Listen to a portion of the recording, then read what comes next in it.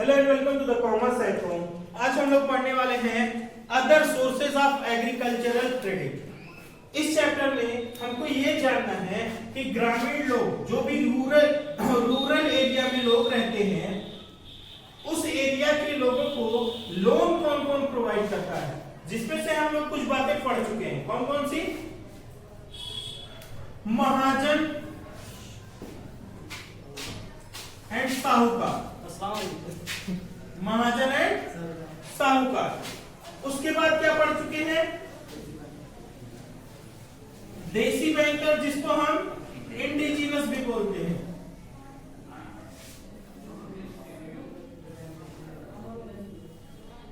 उसके बाद क्या पढ़ चुके हैं? Cooperative society.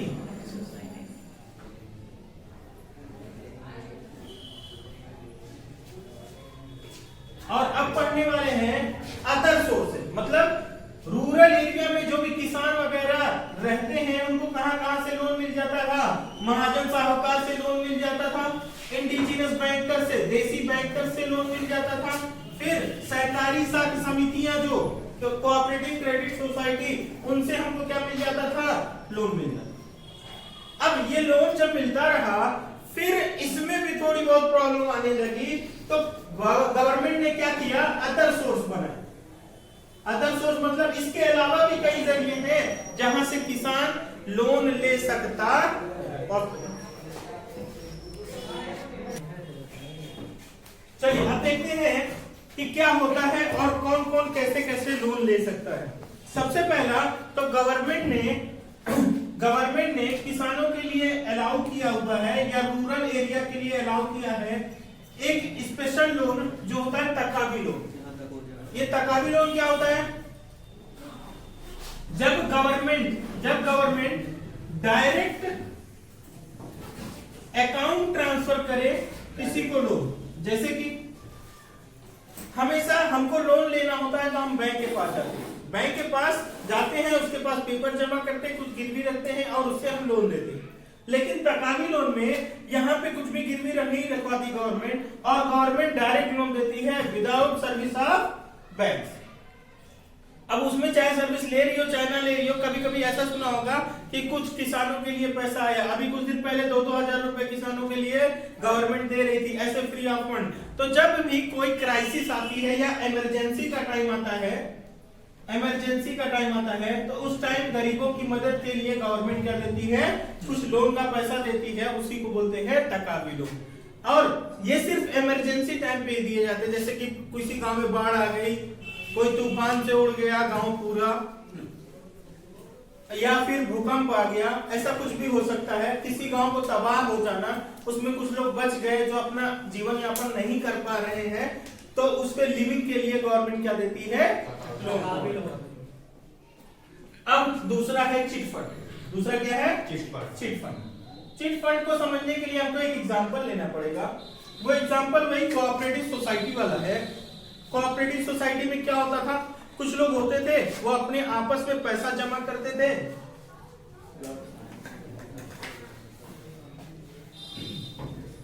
आपस में पैसा वैसा जमा करके इकट्ठा करते थे।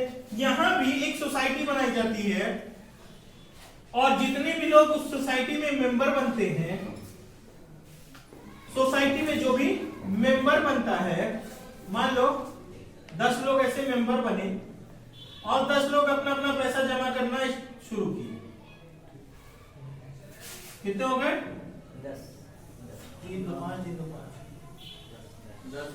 10 लोग क्या है? मेंबर बने एक सोसाइटी में, उसी सोसाइटी में पैसा जमा करना शुरू किए। उसके बाद जब एक टर्म पूरा हो जाता है, उसमें डेबिट बनाया जाता है कि कितने कितने टर्म पे इसमें से पैसा निकाला जाएगा। तो वो जब टर्म पूरा हो जाता है, मान लो सब कोई इसमें से 1,000 रुपए जमा कर रहा था, तो पर मंथली इसमें कितना जमा हो जाएगा बेटा? पर मंथली अगर कोई जमा कर रहा हो 1,000 तो हर मंथली कितना जमा हो जाएगा? 10,000 पर मंथली जमा होने की वजह से अब बताइए पूरे साल में कितना जमा हो जाएगा?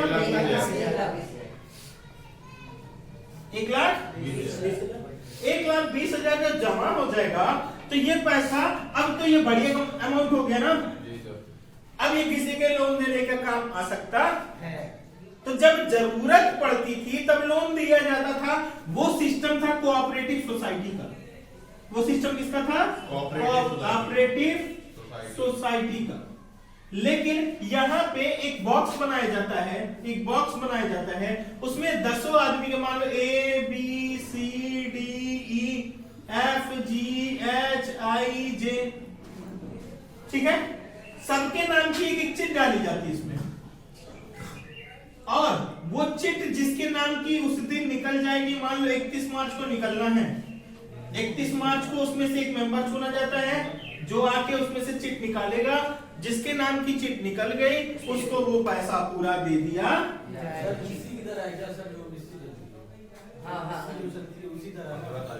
फिर से बोलो।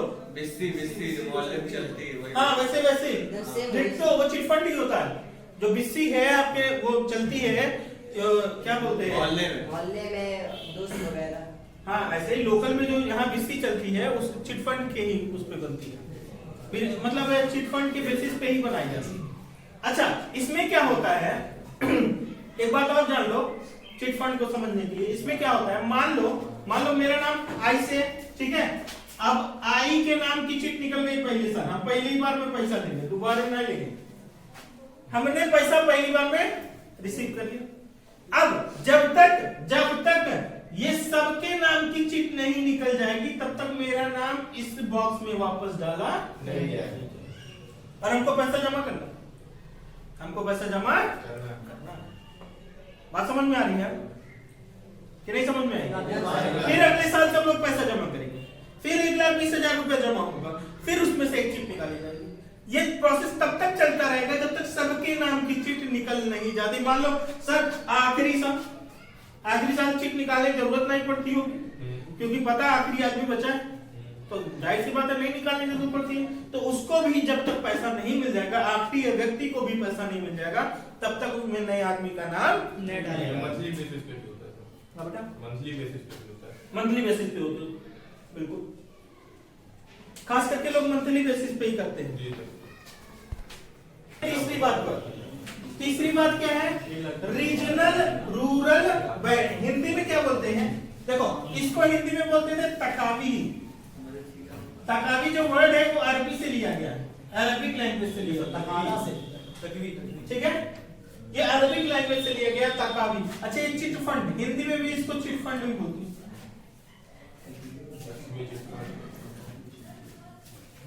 चिट फंड लिखते हैं। अच्छा रीजनल रूरल बैंक, इसको हिंदी में क्या बोलते हैं, क्षेत्रीय ग्रामीण बैंक। क्षेत्रीय ग्रामीण, ये कैसे लिख दिया ऐसा ना, क्षेत्रीय ग्रामीण बैंक। थोड़ा मुश्किल है हमको तो हिंदी लिखने में, ज्यादा दिन हो जाता है यार। क्षेत्रीय ग्रामीण बैंक। अच्छा बैंकों ने क्या किया, गांव पहुंच के लोगों की मदद करी। कैसे मदद करी, जब गांव देहात में पैसे लोग लेके रहते हैं, जैसे एक सिंपल सी बात समझ लीजिए, बैंक खुला क्यों, देखो वो अमीरों के लिए नहीं खुला और बिल्कुल गरीबों के लिए नहीं खुला, खुला किसके लिए, सोचो, अमीर आदमी के पास पैसे ही पैसे हैं तो वो पैसा अपना बैंक में ही रखेगा, घर में रखेगा नहीं, तो बैंक उसको मोटिवेट करने के लिए नहीं जाती, फिर उससे जाके कहे तुम बैंक में, वो खुद ही पैसा रख रहा है यार, उसको कहने की जरूरत नहीं। गरीब आदमी के पास पैसा है ही नहीं है तो रखेगा कहां, उसको चिल्लाते गला फाड़ लो, इंटरेस्ट भी निकालने का मसला है। बात समझ में आ रही है? तो ये अमीर के लिए मोटिवेट करने नहीं जाता अमीरों को कि आप क्या करिए पैसा रखिए बैंक में, ना ही बिल्कुल गरीब के पास जाता है। क्यों नहीं जाता, जानता उसके पास पैसे नहीं, वो रखेगा कहां से, मेरे पास है। जाते किसके पास है मोटिवेट करने के लिए, सेविंग। सबसे ज्यादा सेविंग करने को तैयार होता है कौन, मिडिल क्लास। इन दोनों के मध्य में जो आता है वो हर रोज सोचता है कुछ नया सपना, उसके लिए पैसे बचाता है और धीरे धीरे वो पैसे फिर खर्च करता है। हर बार उसको पैसा बचाना पड़ता है कुछ भी करने के लिए, क्योंकि उसके अरमान है अमीर बनने के और उसको बचाना पड़ेगा। तो बैंक उसके पास अक्सर जाती है क्या करने के लिए, भैया आप मेरे पास पैसे रखिए। मोटिवेट जो बैंक करती है ना, वो खास करके किसको करती है? व्यापारिक बुद्धि समझ में आ रही कुछ? अच्छा, जब बहुत ज्यादा गरीब लोग थे, बहुत ज्यादा गांव में लोगों के पास खाने पीने को नहीं होता था, इस तरह से कभी कभी मान लो सूखा पड़ गया तो पूरे गांव में खेती ही नहीं हो पाई। अब 6 महीना लोग खाएंगे क्या? तो 6 महीना नहीं खा पाने की वजह से देखते देखते गवर्नमेंट ने ये एक संस्थान डाला, रीजनल रूरल बैंक। हर क्षेत्र में एक ग्रामीणों को सेवा देने के लिए एक बैंक होगा। तो भैया देखो, तुम खेती कर रहे हो, पैसा नहीं निकाल पाए, या तुम खेती अच्छे से नहीं कर पा रहे क्योंकि आपके पास पैसा नहीं है। कुछ लोगों के पास ऐसा होता है जमीन बहुत सारी है लेकिन खेती नहीं कर पा रहे। क्यों? क्योंकि वो थोड़ी बंजर टाइप है, उसमें उग नहीं पाता, उतना पैसा लगाने के लिए भी नहीं है जेब में। तो गवर्नमेंट ने क्या किया कि एक संस्थान हर गांव तक पहुंचाया कि आपको सर्विस देनी है उन लोगों को जो काम करने को इच्छुक है, जो काम करने के इच्छुक है, चाहे छोटा व्यापार करना चाहते हो, चाहे वो खेती बाड़ी करना चाहते हो, कुछ भी करना चाहते हो, गांव के होने चाहिए। वो आदमी कहाँ का होना चाहिए? गांव का। रीजनल रूरल बैंक बना, रीजन एक एक रीजन के हिसाब से, एक एक हिस्से के हिसाब से, गांव के हिसाब से, एरिया के हिसाब से, किसके लिए? ग्रामीणों के लिए। किसके लिए? ग्रामीणों के लिए। तो ये बैंक खुला है किस लिए? सिर्फ गरीबों की सेवा की, सिर्फ गरीबों की या पिछड़े लोगों की, जैसे कहते हैं ना ये पिछड़े लोग हैं बहुत, उनकी सेवा के लिए, ताकि उनको भी ऊपर लाया जाए, वो भी अपना बिजनेस और अपना जीवन यापन कुछ सुधार कर सके। ठीक है? अच्छा, उसके बाद नाबार्ड। देखो, गवर्नमेंट ने 2 तरह के बैंक बनाए थे, एक एग्रीकल्चरल बैंक जो किसानी था, कृषि बैंक जिसको कहते हैं, एक दूसरा बैंक बनाया था रीजनल रूरल बैंक। बाद में ये संस्थाएं अलग अलग ना काम करें, इन दोनों को मर्ज कर दिया गवर्नमेंट ने और एक यूनिट बना दी जिसको बोलते हैं नाबार्ड। क्या बोलते हैं? नाबार्ड। अब बात समझिएगा, बात समझिएगा कि नाबार्ड का फुल फॉर्म क्या है। उसी फुल फॉर्म में सारी बातें लिखी हुई है। नाबार्ड का फुल फॉर्म होता है national bank for agricultural and rural